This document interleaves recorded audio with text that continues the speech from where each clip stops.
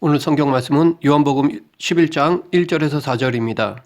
모든 인간에게 가장 확실히 벌어질 일이 무엇인가? 인간이라면 어느 누구나 반드시 겪는 것은 무엇인가? 라고 질문하면 그에 대한 답으로 여러 가지를 말할 수 있을 것입니다. 그 중에 하나가 아마도 죽음일 것입니다. 이 죽음은 어느 누구나 피할 수 없고 반드시 이 땅에 온 사람이라면 겪어야 할 일입니다. 물론 육체적 죽음을 보지 않는 사람도 있는데 바로 에녹과 엘리야입니다. 예수님은 죽으시고 다시 부활하셨기에 엄밀하게 보면 죽음을 맛본 분이십니다. 하지만 이 두 사람은 육체적 죽음을 보지 않고 하나님께로 갔습니다. 이 두 사람을 제외한 모든 사람들은 죽음을 경험하게 됩니다. 그만큼 죽음은 우리들에게 가장 확실한 것 중에 하나입니다. 그런데도 이 죽음에 대해 우리가 그리 심각하게 생각하지 않는 것은 왠지 나와 상관없는 것처럼 여기기 때문입니다. 어쩌면 죽음이 두려워 생각하지 않으려고 하는지도 모릅니다. 그런데 우리가 죽음을 잊어버리고 살기 때문에 오히려 더 세상에 집착하고 욕심을 내는지도 모릅니다. 실제로 죽음을 앞둔 사람들 중에는 전부 다 순해지거나 욕심을 부리지 않는 사람들이 많습니다. 그 대표적인 예가 사형을 선고받은 사람들이라 할 수 있습니다. 아무리 과거에 무서운 죄를 범했다 하더라도 사형 선고를 받은 이후로는 대부분 순해지고 죽을 병에 걸린 사람들 대부분도 나머지 삶을 살 때 욕심 부리지 않고 인자해집니다.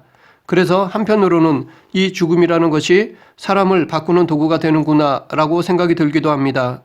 요한복음 11장은 하나의 사건을 다루고 있습니다.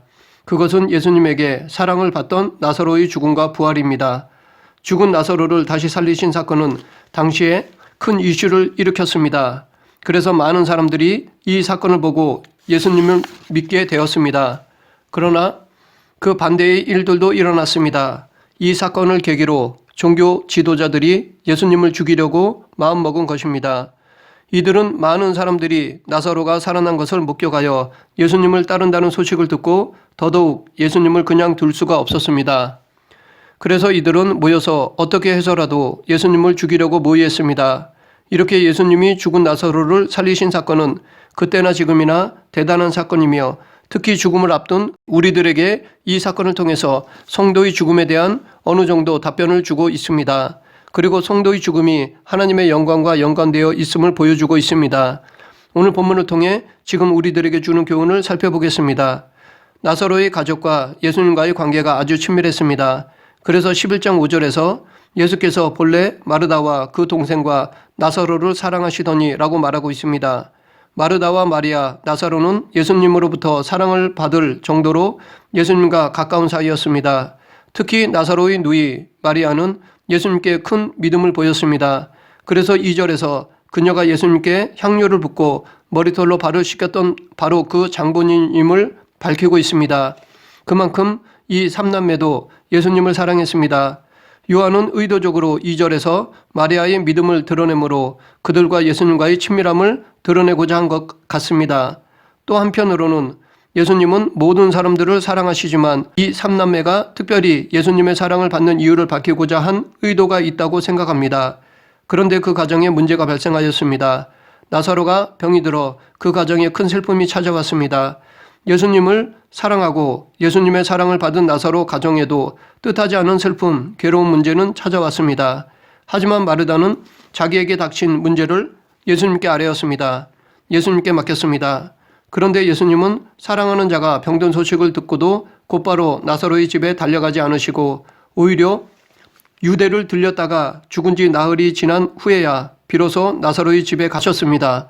의도적으로 이렇게 하셨습니다. 그러면서 예수님은 나사로의 죽음에 대해 4절에서 제자들에게 이 병은 죽을 병이 아니라 하나님의 영광을 위함이요 하나님의 아들이 이로 말미암아 영광을 받게 하려 함이라 라고 밝히셨습니다. 나사로의 죽음이 하나님의 영광을 드러내고자 함이고 당신이 하나님의 아들로서 영광을 받기 위한 하나님의 은혜라는 것입니다. 이것을 증명하고자 그곳에 가는 것을 일부러 지체하셨던 것입니다. 예수님은 나사로의 죽음을 잠을 자는 것으로 말씀하셨습니다. 물론 여기서 예수님이 잠들었다고 말씀하신 것은 죽음을 비유로 하신 것입니다. 죽음을 이렇게 비유한 이유는 성도의 죽음은 영원한 생명으로 들어가는 새로운 시작이기 때문입니다. 성도의 죽음은 끝이 아니라 다시 깰 것이 약속되어 있는 것이기 때문입니다. 그렇기 때문에 예수님은 나사로가 죽었지만 그것은 잠시 잠을 자는 것과 같기에 내가 깨우러 간다라고 말씀하신 것입니다. 예수님의 내가 깨우러 가노라 라는 이 말씀은 사망 권세를 이기심을 예시적으로 보여주시는 것입니다. 예수님은 앞으로 당신이 십자가 위에서 죽고 다시 부활하심으로 사탄의 사망 권세를 꺾으실 것입니다. 이 위대한 사역에 앞서 믿음이 연약한 제자들에게 먼저 나사로를 통해 사망 권세를 이기실 것을 사인으로 보여주시는 것입니다. 이것은 앞으로 주어질 부활의 맛배기라고 할 수 있습니다. 예수님의 십자가 대속이 얼마나 크고 위대한 것인지를 조금이나마 나사로를 통해 제자들로 하여금 체험하게 하신 것입니다. 이런 목적으로 예수님은 나사로가 죽은 지 나흘이나 지나서야 그에게 찾아가셨고 무덤 속에 있는 나사로를 불러내셨습니다. 그리고 죽은 나사로를 감싼 수건을 풀어 놓아 다니게 하셨습니다. 이것을 통해 예수님은 당신이 성도의 잠을 깨우시는 분, 새 생명을 공급하시는 분이심을 상징적으로 보여주셨습니다. 이뿐만 아니라 평생의 기간 동안 예수님이 부활과 생명 되심을 나인성 과부의 아들을 살리는 사건을 통해서도 증명해 보이셨고 회당장 야이로의 딸을 살리는 사건을 통해서도 증명해 보이셨습니다. 그 외 백부장의 종 등 많은 치유의 사역을 통해서 증명해 보이셨습니다. 하지만 나사로의 사건은 무덤에 들어간 지 나흘이나 된 이후에 벌어진 사건이기에 다른 것보다 더 큰 역사라고 할 수 있습니다.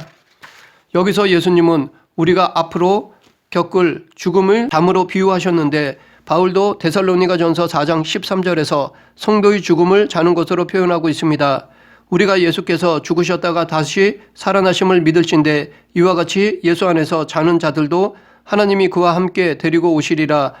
이 말은 우리가 예수님의 죽음과 부활을 믿는다면 하나님께서 예수님 안에서 자는 자들, 곧 예수님을 믿다가 죽은 성도들 역시 부활시키실 것이라는 것입니다. 예수님의 죽음과 부활은 예수님을 믿다가 죽은 성도들의 부활과 앞으로 죽을 우리들의 부활의 모체가 됩니다. 그러나 만일 우리가 예수님의 부활에 대한 역사적, 실제적 사실을 부정한다면 우리의 부활 역시 부정하는 것이며 그것은 예수님을 믿지 않는 것이기에 우리의 죽음은 지옥에서의 영원한 고통이요 영원한 슬픔이 될 것입니다. 세상 사람들이 가는 어두운 곳에서 슬피 울며 이를 갈 것입니다. 예수님의 부활은 역사적으로 확실한 사실임을 믿어야 합니다. 부활에 대해 예수님 자신께서도 공생의 기간 동안 수차례 언급하셨을 뿐만 아니라 성경에서는 예수님의 죽음과 장례 그리고 예수님의 빈 무덤에 대해 명백히 증거하고 있습니다. 또한 예수님을 처형했던 유대 종교 지도자들은 예수님이 살았을 때 부활에 대해 말씀하신 것을 기억하고는 그것이 실제로 일어날까봐 두려워하여 로마 군병들로 하여금 예수님의 무덤을 지키게 하는가 하면 예수님께서 부활하신 후에는 빈 무덤에 대해 제자들에 의해 예수님의 시체가 유기되었다는 허위 소문을 유포시키기도 했습니다. 더욱이 예수님의 부활을 직접 목격한 파수꾼들에게 대제사장들이 돈을 주면서까지 그들의 입을 막는 사실도 성경은 명백하게 말하고 있습니다. 이러한 모든 정황들이 예수님의 부활이 역사적으로 확실한 사실임을 증명해 줍니다. 따라서 성도의 부활 역시 명백한 사실이 되는 것입니다. 그런데 자칫 오늘 본문을 오해하여 죽으면 천국도 지옥도 아닌 죽은 자들이 잠자는 상태에 있는 중간 상태라는 것이 있다고 믿을 수 있습니다. 이 세상과 저 세상 사이에 중간 상태는 없습니다. 하지만 많은 이단들이 이 중간 상태를 주장하여 잘못된 사실을 가르치고 있으며 더 나아가 사람들로부터 돈을 갈취합니다. 그 예를 살펴보면 로마 카톨릭은 연옥설을 주장하여 천국에 들어가지 못한 영혼들이 이 연옥에서 연단받은 후 부활할 때 천국으로 들어간다고 주장합니다. 그러나 이들의 주장은 전혀 성경에 근거가 없고 오히려 이 주장은 이신칭의를 부정하는 것입니다. 이들은 이 중간 상태를 만들어 놓고 후손들의 노력으로 천국에 들어가지 못한 사람을 천국으로 올려보낼 수 있다고 하여 후손들에게 종교적 충성과 물질을 요구합니다. 다음 여호와 증인과 안식교에서 영혼 수면설과 영혼 멸절설을 주장하는데 신자는 육으로 부활할 때까지 잠을 자는 것이고 불신자들은 영혼이 없어지는 것이라고 말합니다. 이들의 주장에 따르면 이 세상에서 아무렇게 살아도 된다고 할 수 있습니다. 천국에 못 가도 그냥 없어지는 것이기에 아무렇게나 살아도 본전이 되는 것입니다. 그렇기 때문에 이들의 주장은 하나님의 공의를 부정하는 것입니다. 중간 상태를 말하는 이들의 이런 행위는 사탄의 일을 하는 행위입니다. 반면에 성경은 성도들의 영혼은 죽음 이후에 즉시 예수님과 함께 천국에서 살면서 육신의 부활을 기다리며 불신자들의 영혼은 죽음 이후에 즉시 지옥에서 고통받으며 육신의 부활을 기다린다고 말하고 있습니다. 불신자들의 영혼은 지옥의 불 속에서 고통을 받으면서 최후의 심판을 생각할 때마다 더 큰 고통과 두려움을 느끼지만 성도의 영혼은 천국의 영광을 이미 누리면서도 마지막 날에 몸까지 부활하여 몸과 영혼이 연합하여 천국의 영광을 영원히 누립니다. 사람이 죽으면 그의 영혼은 즉시 천국 아니면 지옥으로 가며 예수님의 재림 때에는 육체를 취하여 천국과 지옥에서 각각 영원한 기쁨 혹은 슬픔을 가집니다.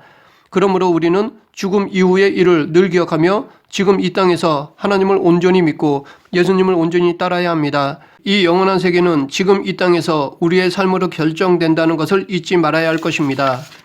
이에 대한 증거는 예수님께서 부자와 거지 나사로의 이야기에서 알 수 있습니다.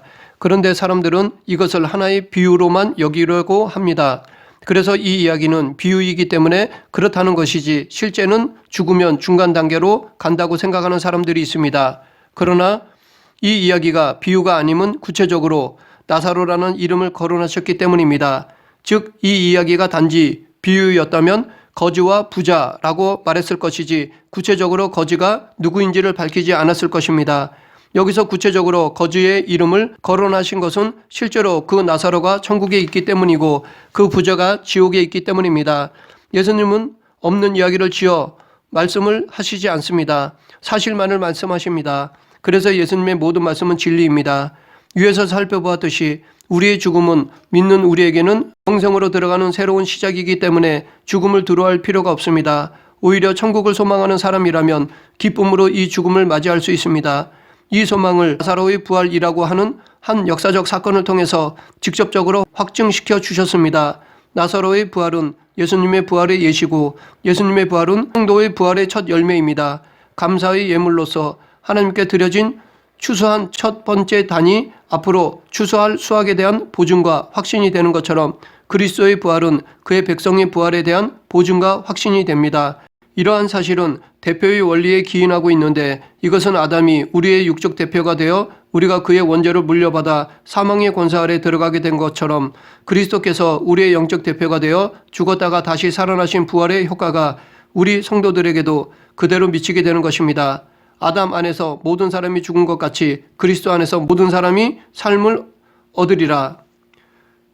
요한복음 15장에서 예수님은 자신을 포도나무로 성도들을 가지로 비유하면서 저가 내 안에 내가 저 안에 있으면 이 사람은 과실을 많이 맺나니 나를 떠나서는 너희가 아무것도 할 수 없음이라 라고 말씀하셨습니다. 가지의 생명은 나무에 붙어 있어야 하고 나무에서 떨어지는 순간 죽음이 오는 것입니다. 마찬가지로 우리들도 예수님 안에서만 영생이 있고 예수님을 떠나서는 곧 죽음입니다. 그래서 예수님은 25절에서 나는 부활이요 생명이니 나를 믿는 자는 죽어도 살겠고 라고 말씀하신 것입니다. 예수님은 성도에게 영원한 생명을 주시기 위해서 이 땅에 오셨습니다. 예수님 앞에는 죽음이 있을 수 없습니다. 마치 빛이 오면 어둠이 물러가는 것처럼 예수님이 오시면 사망 권세는 쫓겨나게 됩니다. 나사로의 가정에 사망의 슬픔이 왔지만 영원한 생명 되시는 예수님께서 나사로의 집을 찾아오시자 사망의 슬픔은 사라지고 부활의 기쁨이 충만하게 되었습니다. 그런데 21절에서 마르다는 예수님을 향해 아쉬움과 슬픔을 토로했습니다.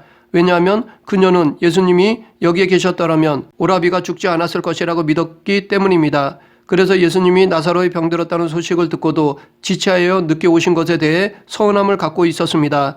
그러나 알고 보면 이 서운한 감정은 오히려 예수님에 대한 믿음이 있었기 때문이라고 할 수 있습니다. 왜냐하면 믿음이 없으면 아예 서운함조차 없기 때문입니다. 비록 온전한 믿음은 아니었다 하더라도 예수님에 대한 믿음과 신뢰가 어느 정도 있었기에 서운함이 생긴 것입니다. 그렇기 때문에 마르다도 인간적인 부분에서는 서운함이 있었지만 예수님에 대한 믿음만큼은 우리가 인정해 주어야 할 것입니다. 우리도 신앙 생활을 하다 보면 마르다처럼 슬프고 아픈 일을 당하는 경우가 있습니다. 그럴 때 우리도 하나님의 선하신 섭리에 대해 의문을 품고 원망하기도 합니다. 하지만 우리는 어떠한 상황에서도 그러한 마음을 쳐서 복종시키고 하나님의 선하심을 의심하지 말아야 합니다. 하나님은 결코 자기 백성을 힘들게 하거나 슬프게 하려고 하시지 않습니다. 때로 하나님께서 잠시 우리에게 어떤 시련을 허락하실지라도 그것은 근본적으로 우리를 위해서입니다. 이 아픔은 우리에게 더 나은 열매를 거두기 위한 것입니다. 더 큰 은혜를 주시고자 함입니다. 계속해서 26절에서 예수님은 마르다에게 무릇 살아서 나를 믿는 자는 영원히 죽지 아니하리니 이것을 내가 믿느냐라고 말씀하셨습니다. 이것은 당신을 믿는 사람은 영원히 죽지 않는다는 말씀입니다. 그런데 나사로는 분명히 죽었습니다. 그뿐 아니라 지금까지 모든 성도들도 죽었습니다. 앞으로 우리들도 죽을 것입니다. 그렇다면 이 말씀은 잘못된 것이 아닌가라고 생각이 듭니다. 그러나 여기서 예수님이 영원히 죽지 않는다라고 하신 말씀은 육적으로 죽지 않는다는 것이 아니라 성도는 영생을 누리게 될 것이라는 말씀입니다. 영생이란 이 땅에서의 육적 생명으로 영원히 살아가는 것이 아니라 우리가 하나님과 영원히 함께하는 것을 의미합니다. 그렇기 때문에 예수님을 구주로 영접하고 죄사함을 받고 거듭난 성도는 현재 이 땅에서도 하나님과 함께하는 삶을 누리고 죽어서도 영원히 하나님과 함께하는 영생을 누리는 것입니다. 39절에서 예수님은 나사로의 무덤을 막고 있는 돌을 옮겨 놓으라고 말씀하셨습니다. 그러나 마르다는 죽은 지 나흘이나 되어 냄새가 나기 때문에 만류했습니다. 그럼 마르다에게 예수님은 40절에서 내 말이 내가 믿으면 하나님의 영광을 보리라 라고 말씀하셨습니다. 여기서 우리가 하나님의 영광을 볼 수 있는 조건을 찾을 수 있는데 그것은 예수님의 말씀을 믿는 것입니다. 예수님의 말씀에 대해 이성을 초월한 무조건적인 믿음과 신뢰가 있어야 하나님의 영광을 볼 수 있다는 것입니다. 믿음은 신뢰와 순종을 포함하는데 주님에 대한 이 신뢰와 순종은 무조건적인 것입니다. 우리 이성이 기준이 아니라 주님의 말씀에 절대적으로 신뢰하고 따르는 것입니다. 하나님은 우리의 믿음에 따라 당신의 영광을 나타내시기 때문에 믿음이 없는 사람, 예수님을 신뢰하지 않는 사람들은 하나님의 영광을 결코 보지 못합니다. 하나님은 당신을 믿는 만큼 우리들이 그의 영광을 보게 하십니다. 이 예수님의 부활 약속은 지금 우리에게 새로운 삶의 자세를 제시해 줍니다. 바울은 갈라디아서 2장 20절에서 내가 그리스도와 함께 십자가에 못 박혔나니 그런즉 이제는 내가 산 것이 아니요 오직 내 안에 그리스도께서 사신 것이라. 이제 내가 육체 가운데 사는 것은 나를 사랑하사 나를 위하여 자기 몸을 버리신 하나님의 아들을 믿는 믿음 안에서 사는 것이라 라고 하였습니다. 우리는 그리스도와 함께 영적으로 이미 십자가에 못 박혀 죽은 자요 예수 그리스도로 말미암아 거듭났으며 앞으로 그리스도의 재림 때 부활의 영광에 참여할 자들입니다. 그러므로 부활을 믿는 성도의 삶은 나는 죽고 그리스도가 내 안에 사는 것입니다. 내가 나를 지배하는 삶이 아니라 생명의 주인이신 예수님의 다스림을 받는 것입니다. 이런 삶이 앞으로 우리의 삶의 자세가 되어야 할 것입니다. 말씀을 정리하겠습니다. 예수님은 나사로 사건을 통해 당신이 길이요 진리요 생명이심을 보여주셨습니다. 그리고 우리가 죽으면 어떻게 되는지도 가르쳐 주셨습니다. 우리는 육적 죽음으로 끝나지 않습니다. 이 육적 죽음은 단지 잠을 자는 것과 같습니다. 다시 깨어 활동하는 것을 전제하고 있듯이 우리의 죽음도 다시 부활할 것을 전제하고 있습니다. 그래서 예수 그리스도께서 십자가에서 죽으시고 다시 부활하심으로 이 부활의 첫 열매가 되어 주셨습니다. 그러므로 우리에게 죽음은 영원한 천국에 들어가는 기쁜 것입니다. 이런 이유로 우리는 죽음을 두려워할 것이 아니라 그 죽음이 오기까지 내게 주어진 사명에 최선을 다해야 할 것입니다. 하나님께서 주신 사명에 충성하는 중에 죽음을 기쁘게 맞이해야 할 것입니다. 하나님이 정하신 때까지 이 세상에서 충성으로 사명을 감당하며 하나님께 부름 받을 때 기쁨으로 맞이하는 저와 여러분 되길 간절히 축원합니다. 기도하겠습니다. 사랑과 은혜가 풍성하신 하나님 아버지, 죽음을 두려워하는 것이 아니라 부활을 확신하며 이 세상과 비교될 수 없는 영원한 천국을 사모하는 성도가 되게 하여 주시옵소서. 예수님 이름으로 기도드립니다. 아멘.